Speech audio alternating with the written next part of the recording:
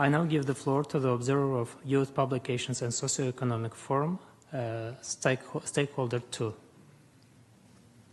Thank you, Chair, Excellencies, and distinguished delegates. My name is Joshua Shin. I'm 15 years old, and I take the floor on behalf of the DMUN Foundation.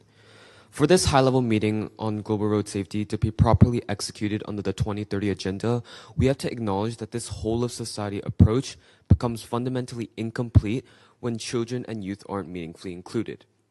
On a personal note, I also speak here today on my own experience as someone who has not only faced a road collision, but also having a mother who has experienced a traumatic collision that led her to stop driving till this day.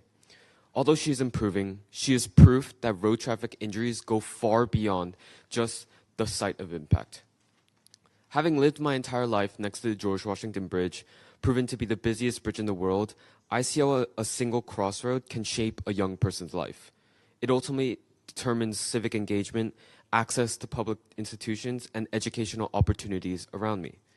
This high-level meeting is more than just creating a framework that protects all demographics, but it's a declaration that urges authorities to work with those on the ground.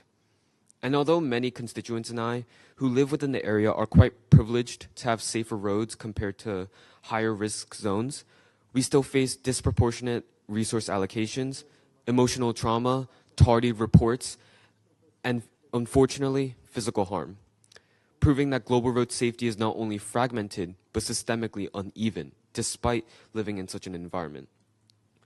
Although young people's perspectives are rarely meaningfully included in international policy making, we have to at least take smaller local steps through youth-led safety audits, establishing local councils, or directly speaking with victims and meeting with their struggles in your respective capacities.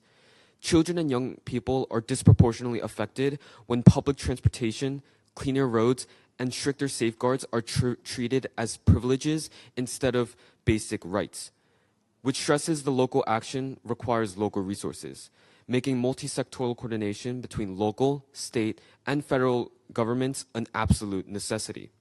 And that starts here. Your Excellencies and distinguished delegates, you have both the opportunity and the responsibility to halving road traffic deaths by 2030.